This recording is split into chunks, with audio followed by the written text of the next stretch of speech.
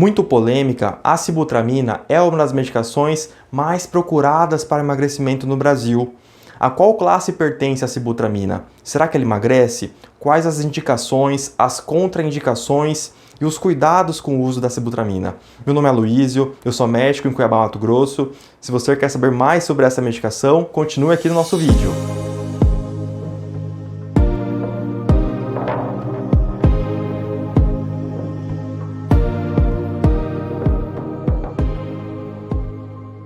Antes de começar o nosso vídeo, caso você seja novo no nosso canal, se inscreva, curta e compartilhe o nosso conteúdo.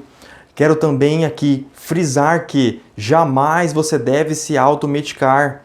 Valorize sua vida, valorize sua saúde, procure um médico. A sibutramina é um anorexígeno que atua nos neurotransmissores serotonina e noradrenalina, assim como alguns antidepressivos, como venlafaxina, desvenlafaxina e a duloxetina. Apesar de atuar nos mesmos neurotransmissores, a sibutramina tem indicações totalmente diferentes. Por exemplo, a venlafaxina vai ser indicada para depressão, quadros ansiosos. A duloxetina vai ser indicada também para alguns tipos de depressões, alguns tipos de ansiedade. A duloxetina vai ser indicada para alguns tipos de depressões. E a sibutramina é indicada on-label apenas para a obesidade. Existem algumas evidências que ela pode ajudar em alguns pacientes com transtorno de compulsão alimentar, porém on-label a sibutramina está indicada para o tratamento da obesidade. Quando falamos de pacientes obesos, estamos falando daqueles pacientes que possuem o IMC acima de 30. Lembrar que o IMC é o índice de massa corpórea, que nada mais é do que o peso dividido pela altura ao quadrado. A sibutramina possui suas ações, como a gente conversou, nos neurotransmissores serotonina e noradrenalina, aumentando a taxa metabólica basal dos pacientes, fazendo com que eles gastem mais energia e também fazendo uma redução no apetite desses pacientes. Dessa maneira aí, ela leva aí a perda de peso. Porém, isso não acontece em todas as pessoas, deve ser monitorado da maneira adequada, né? Algumas pessoas não respondem muito bem ao uso da sibutramina e aí, vez ou outra, a medicação tem que ser interrompida. Nas farmácias brasileiras, temos os nomes comerciais Biomag, Vase, Cibus, Gresse, Slenfig, Sigran, além de, claro, o genérico cloridrato de sibutramina, disponíveis nas doses de 10 e 15 mg. Quando falamos do uso da sibutramina, há muita polêmica acerca dela, muitas pessoas têm receio com o uso da sibutramina, muito por conta de um estudo chamado SCOUT, Sibutramine Cardiovascular Outcomes. Nesse estudo aí, aproximadamente 10 mil pessoas durante 6 anos, pessoas com histórico de doença cardiovascular e pessoas com quadro de diabetes mellitus tipo 2, com risco para doenças cardiovasculares, foram observadas aí, né? E viu-se um aumento de 16% no risco de eventos cardiovasculares importantes, como infarto agudo do miocárdio, o acidente vascular cerebral, o AVC, e também de parada cardiorrespiratória. Então, a partir deste momento, pacientes que tivessem algum perfil clínico semelhante ao desse estudo tiveram o uso da sibutramina contraindicado. Então, é muito importante conhecer esse estudo SCOUT. Se você teve a sibutramina prescrita pelo seu médico, você pegar a bula, você vai ver que fala-se muito sobre esse estudo. É muito importante que o paciente que faça uso da sibutramina seja monitorado.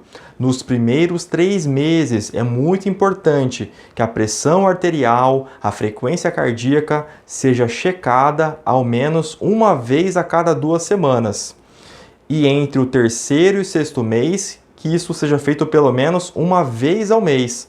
Caso a frequência cardíaca aumente acima de 10 batimentos por minuto em repouso em 2 medições aí, deve ser considerada a descontinuação da medicação. Em pacientes também que apresentem uma elevação muito importante da pressão arterial, deve-se considerar a descontinuação da medicação, e pacientes hipertensos controlados que em 2 aferições apresentem valores maiores do que 145/90 devem também ser avaliados aí em relação à suspensão da medicação. Isso é muito importante. Então também o peso do paciente precisa ser monitorado. Espera-se que com a dose de 10 mg nas primeiras 4 semanas, o paciente perca ao menos 2 quilos. Caso ele não tenha essa perda ponderal, pode-se haver descontinuação da medicação ou talvez elevação da dose para 15 mg. E em caso de ele usar 15 mg por 4 semanas e não perder ao menos 2 quilos, a sibutramina deve ser descontinuada. Isso é muito importante.